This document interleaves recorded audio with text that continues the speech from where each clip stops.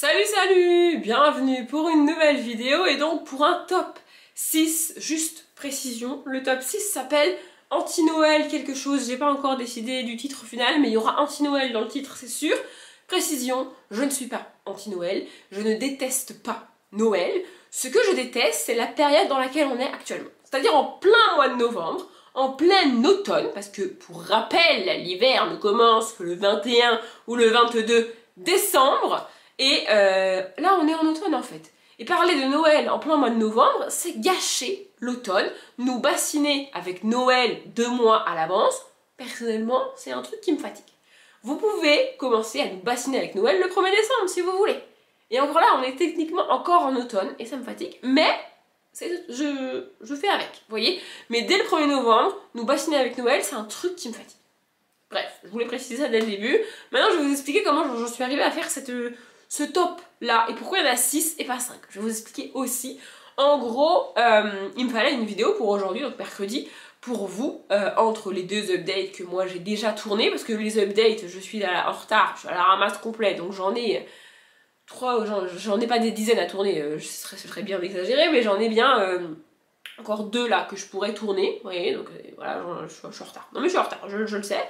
Pardon, je précise, du coup je tousse toujours et donc je m'étouffe toujours de temps en temps et donc il y aura des cuts dans cette vidéo comme ça parce que, eh bien parce que je tousse et que je coupe les passages où je tousse.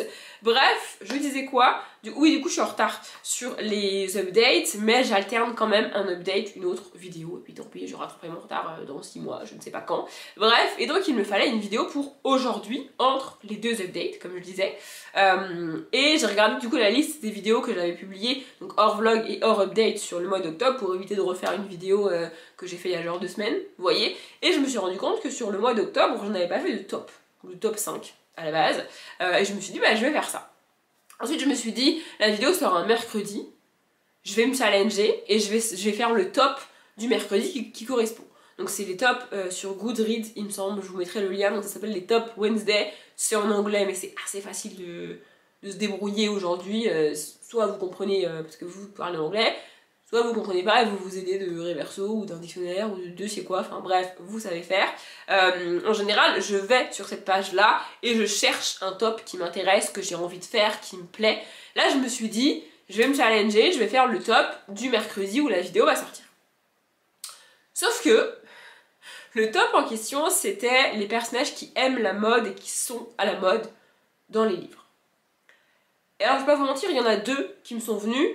Globalement tous les univers de Gail Carriger, oui encore elle, écoutez c'est comme ça, et Gossip Girl de Cecily von Caesar, parce que dans Gossip Girl la mode c'est quand même ultra important, mais c'est pas un truc qui m'intéresse de ouf, et c'est pas un truc auquel je fais attention dans les livres, donc en fait j'aurais pu trouver 3 autres personnages et les citer dans le top, hein, c'était pas, enfin ça aurait été possible, mais ça aurait été un petit peu tiré par les cheveux et aller chercher dans le fin fond de mes souvenirs quel personnage est à la mode et quel personnage accorde beaucoup d'importance à son apparence et à ses vêtements, alors que c'est pas quelque chose que je retiens de mes lectures. Dans ma bibliothèque je suis sûre qu'il y en a, mais je m'en rappelle pas en fait.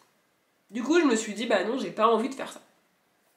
Donc j'ai farfouillé dans les tops proposés sur ce qu'il y avait d'autre, mais alors en remontant sur octobre on parlait encore beaucoup de Halloween, alors c'est très cool, mais du coup là on est quasiment mi-novembre, donc Halloween c'est fini, tu vois, et en remontant avant j'ai pas trouvé de top qui m'intéressait. Et au même moment, je peux pas expliquer comment mon cerveau a fait la connexion, mais je me suis dit je vais faire un top anti-Noël. Parce qu'on est dans la période qui m'agace, comme je l'ai dit, on est dans la période où on commence à diffuser les films de Noël, on commence à publier les romances de Noël et on les voit partout. Et ça aide aussi à ne parler que de Noël, il y a des gens qui font déjà leur décoration de Noël début novembre. Et en fait moi ça me saoule, vraiment ça me fatigue de gâcher l'automne avec Noël. Noël c'est en décembre, vraiment. Et il est possible d'avoir des lectures cocooning, des lectures en mode sous ton plaid avec ta bougie, ton café, ton thé, ce que tu veux sur ton canapé, avec ton gros pull, ce que tu veux, vraiment tes grosses chaussettes et tout. C'est possible d'avoir tout ça dans des livres qui ne parlent pas de Noël, où Noël n'est pas cité. Tu as la même ambiance, mais juste sans Noël. Et sans Noël, ça fait un mode cocooning automne. En gros, même si le livre il se passe pas en automne, tu peux lire un livre qui se passe en hiver, mais qui parle pas de Noël. C'est possible, vous voyez ce que je veux dire, d'avoir cette espèce de... Parce que les romances de Noël, c'est vendu comme ça, en mode lecture cocooning, pour l'hiver, sous ta plaid, sous ton plaid, bidule, machin et tout. Tu peux retrouver tout ça sans Noël. Moi, les romances de Noël, c'est pas vraiment mon truc. J'en essaye une ou deux chaque année. Il y en a quelques-unes que j'aime. Il y en a une qui est là d'ailleurs, qui s'appelle L'amour est une question de chance ou de malchance de Alix Marin. C'est un livre qui se passe entre Noël et Jour de l'An. Vraiment, on est pile dans cette période-là, vous voyez, et que j'ai adoré. Il y a aussi Let Your Heart Be Light de Alison Germain, que j'ai lu en début d'année, et que j'ai adoré, qui est purement une romance de Noël. Donc c'est possible que j'aime une romance de Noël. C'est juste que j'ai un petit peu de mal avec les romances de Noël. Et j'ai aussi un peu de mal avec les romances de Noël parce que au moment où moi, je vais vouloir en lire, c'est-à-dire début décembre, ça fait déjà un mois qu'on me bassine avec Noël. Et donc je suis déjà à cran par rapport à Noël, parce que j'en ai... En fait, Noël n'est même pas là, que j'en ai déjà marre. Vous voyez ce que je veux dire? Chaque année, ça me fait ça. Tout ça pour dire que je vais vous montrer des livres très cocooning, vraiment, pas à prise de tête, fun, sympa, que tu peux lire dans ce contexte-là de plaid et de chocolat, mais où il n'est pas question de Noël. Vraiment. De base, je voulais en faire 5, et puis je me suis dit que j'allais en présenter un par genre, vous voyez, et je lis quand même pas mal de genres différents. Le seul que je vais pas présenter ici, enfin l'un des seuls que je vais pas présenter ici, ce sont les thrillers, parce que les thrillers, c'est pas vraiment cocooning selon moi. Mais voilà, et du coup, il y avait 6 genres et 6 livres que je voulais vous montrer, donc je me suis dit tant pis, ça fera un top 6, et puis c'est tout. Je me suis dit que j'allais commencer par les romances, parce que autant j'ai beaucoup de mal avec les romances de Noël, comme je vous l'ai expliqué, autant les romances sans Noël, j'adore. Vraiment. Et donc il fallait que je choisisse un livre, une saga, une autrice à vous montrer ici, pour cette idée de romance cocooning mignonne, sympathique à lire, vraiment pas prise de tête, ou quasi pas prise de tête, comme une romance de Noël, mais sans Noël. Peut-être que ça va vous surprendre, l'autrice et la saga que j'ai choisi si vous me suivez depuis longtemps, mais j'ai choisi Rachel Van Dicken, et plus précisément Reborn, le tome 1, Disaster. Vraiment, j'ai choisi celui-là parce que dans son autre saga, on est plus en été, il me semble, alors que ici, on suit une jeune fille qui rentre à la fac. Et donc, elle rentre à la fac. Alors, techniquement, c'est début septembre, on est encore en été, mais dans les mois qui vont suivre, on a l'automne et l'hiver qui passent. Donc, c'est assez parfait en termes de saison. Et en gros, on suit Kirsten qui rentre à la fac et qui va rencontrer West, alors que sa dernière relation ne s'est pas du tout bien passée, qu'elle n'est pas vraiment prête à refaire confiance à quelqu'un et encore moins à un homme, mais West va fortement insister quand même pour être avec elle, parce qu'il a vraiment envie d'être avec elle, mais Rachel Van Dicken a cette capacité de faire les choses tellement bien que quand tu les résumes, là tu te dis franchement West c'est un forceur, il abuse un peu, mais dans le bouquin c'est vraiment pas le cas. C'est vraiment bien fait, c'est vraiment très chouette. Et si j'ai choisi cette autrice, c'est parce que j'arrive pas à expliquer pourquoi je bouffe ces romans et ces romances. Vraiment, en 2 jours et demi, je dévore le truc, je n'arrive pas à m'arrêter de lire. Et une fois que je l'ai fini, je me dis, mais c'est bizarre, l'histoire elle a rien de ouf, ça n'a rien de génialissime. Pourquoi je l'ai lu si vite en fait? Vous voyez ce que je veux dire? Quand je finis un Jack Ronover rapidement, je sais expliquer pourquoi j'ai lu le Jack Ronover aussi rapidement. Pourquoi j'ai ce côté addictif avec Jack Ronover. Avec Rachel Van Dicken, je ne sais pas. C'est juste parce que je suis bien dans l'univers, je suis bien avec les personnages, je suis bien sous mon plaid avec mon bouquin. Vraiment, c'est vraiment le cas. Alors après, tu peux les lire en été, hein, rien ne t'empêche de les lire en été, mais c'est vraiment comme une espèce de bulle à part de lecture, et c'est vraiment chouette, avec un thé, un café, un chocolat, ce que vous voulez, sous la pluie, enfin sous la pluie, quand il pleut dehors, c'est vraiment parfait. Pour moi, c'est vraiment une romance de Noël sans Noël. Et donc sans tout ce qui m'agace dans les romances de Noël. Non mais c'est cool pour moi. Vraiment, c'est vraiment chouette. J'adore Rachel Van Dicken. Je galère à trouver le 3e tome de Famous Love. Mais un jour, Famous Love c'est son autre saga. Mais un jour, je le trouverai et je le lirai.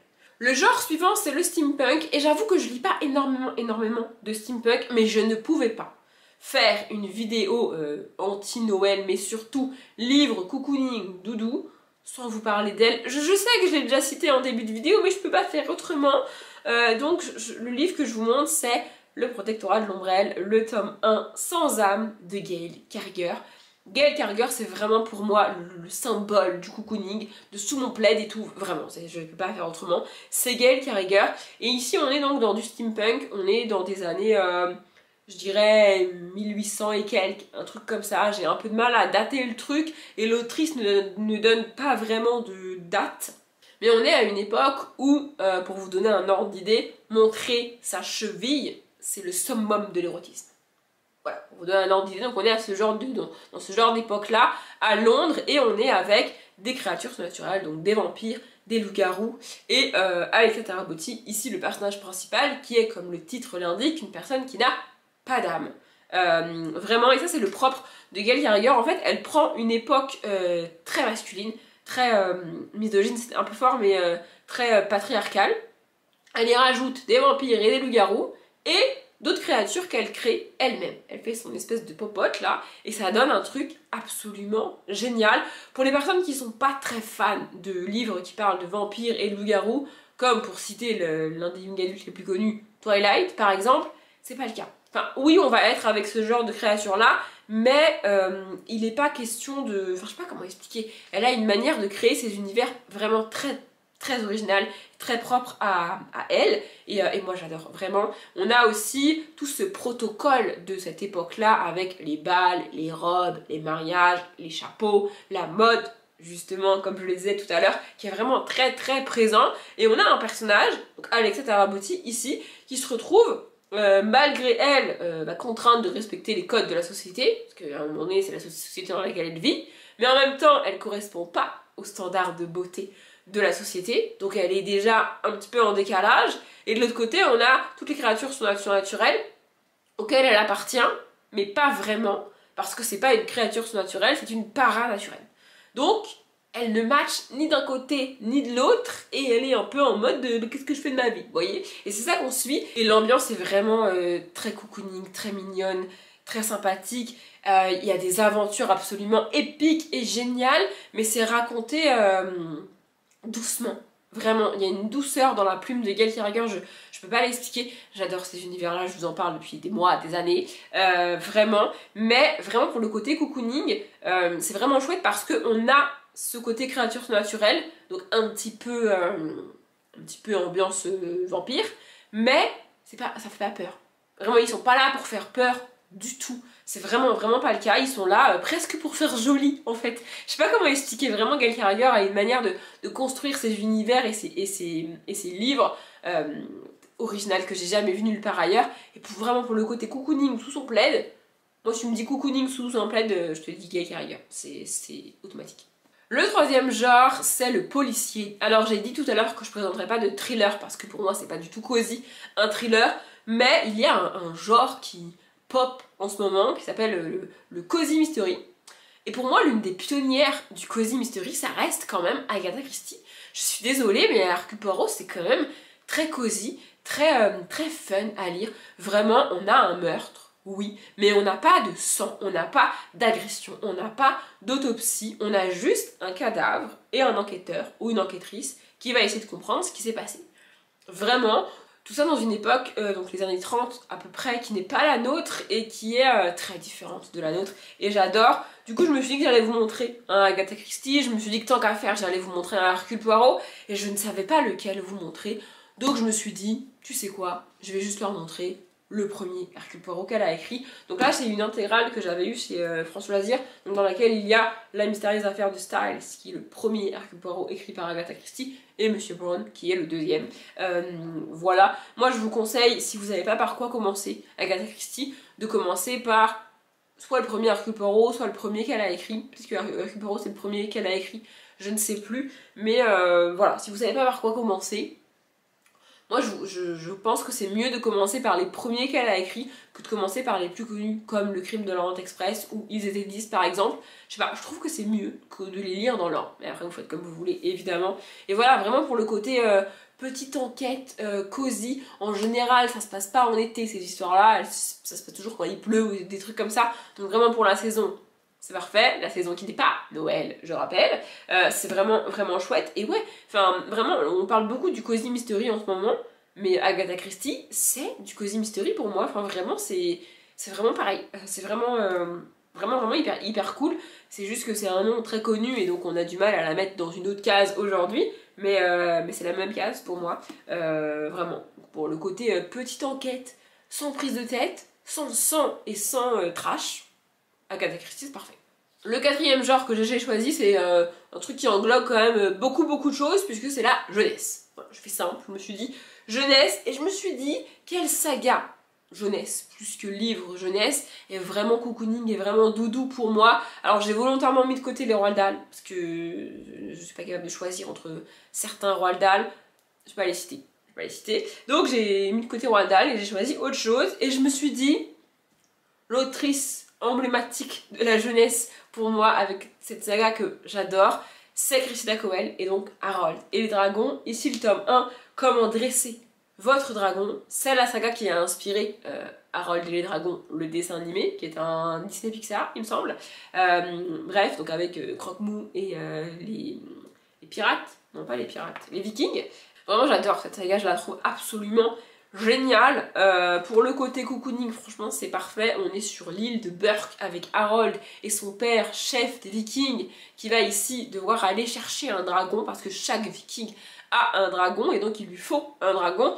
D'autant plus qu'il est fils de chef, destiné à un jour devenir chef. Donc il lui faut un dragon et un dragon particulier, tu vois. C'est pas le même dragon que dans le film, pour vous donner un ordre d'idée. Voilà, et donc en gros dans toute cette saga on suit Harold et ses petites aventures. C'est vraiment très chouette, c'est vraiment très chouette. C'est vraiment très chouette, c'est vraiment très mignon, c'est vraiment très chou. Et j'adore cette saga. Vraiment, la mise en page est assez particulière. On a des pages comme ça, on a des illustrations aussi. Je vais essayer de vous en trouver. C'est écrit et illustré par Cressida Cowell. Et on a aussi vous voyez, des mises en page comme ça, un petit peu... c'est pas que écrit tout droit, il y a vraiment des jeux de mise en page et de type de lignes. Elle joue aussi avec les majuscules et les minuscules, elle joue aussi avec le gras et le souligné parfois. Vraiment, et puis il y a des pages comme ça qui n'ont rien à voir. Vous voyez, vraiment ce sont des bouquins vraiment très cool. Et alors tu peux lire ça toute l'année, encore une fois, parce que c'est vraiment génial.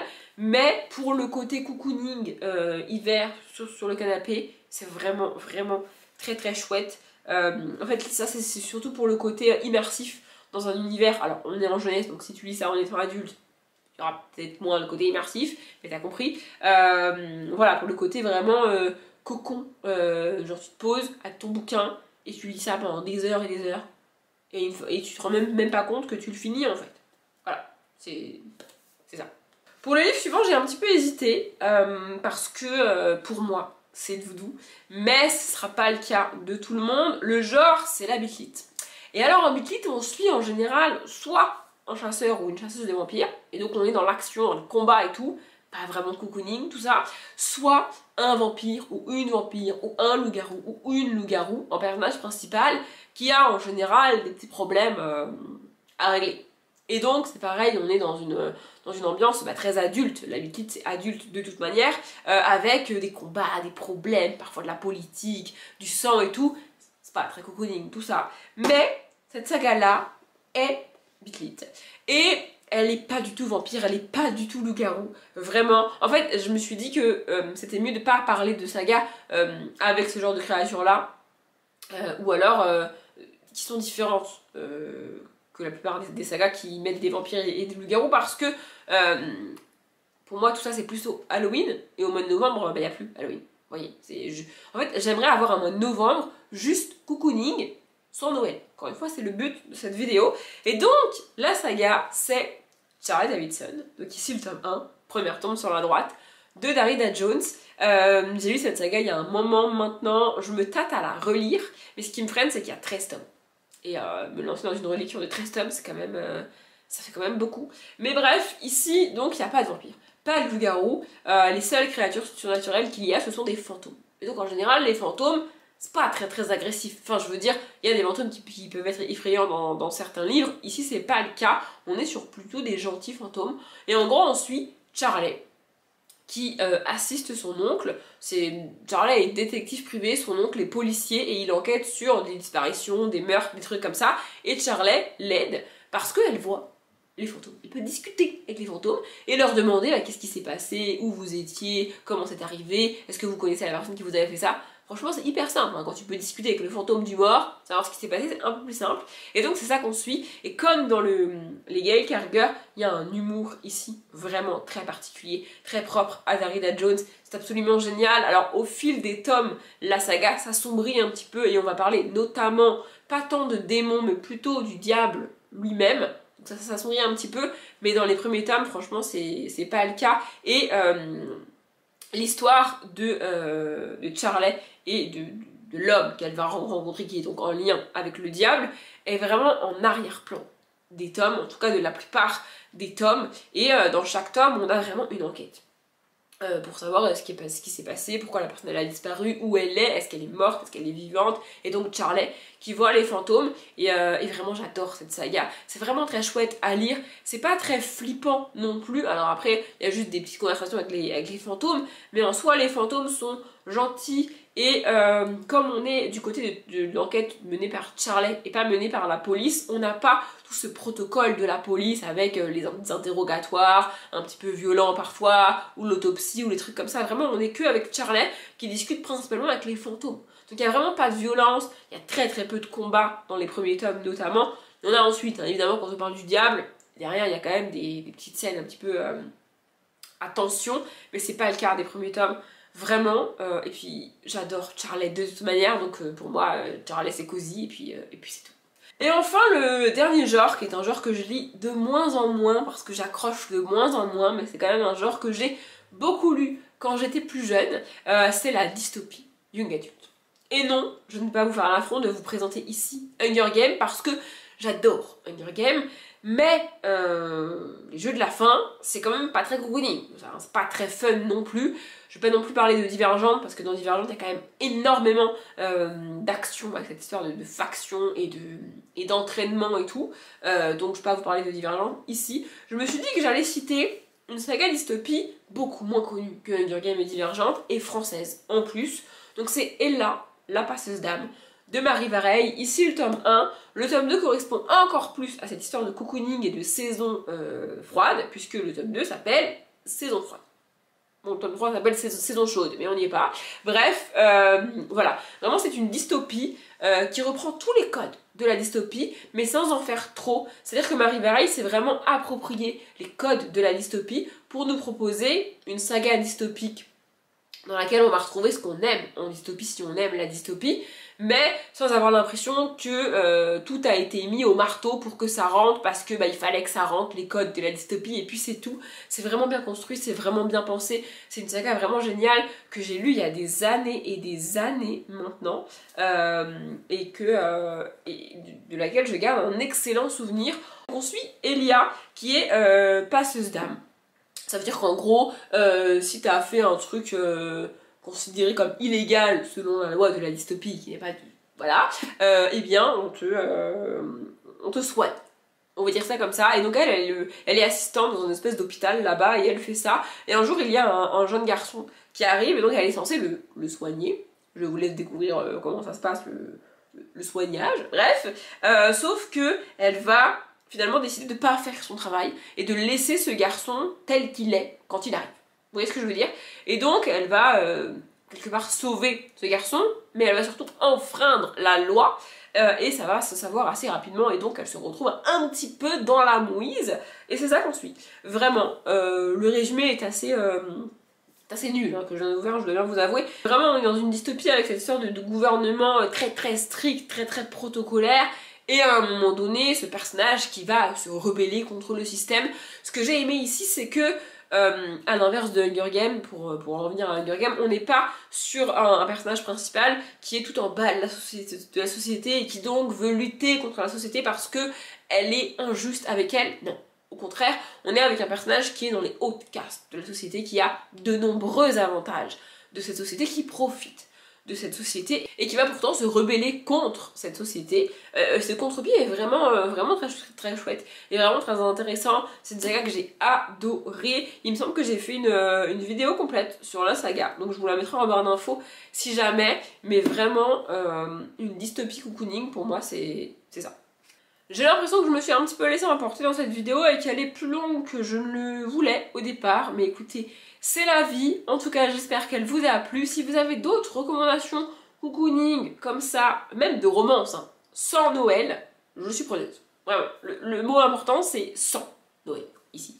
Bref, je m'arrête là. Comme d'habitude, je vous souhaite une bonne journée, un bon après-midi, un bon appétit ou une bonne nuit. Et je vous dis à bientôt.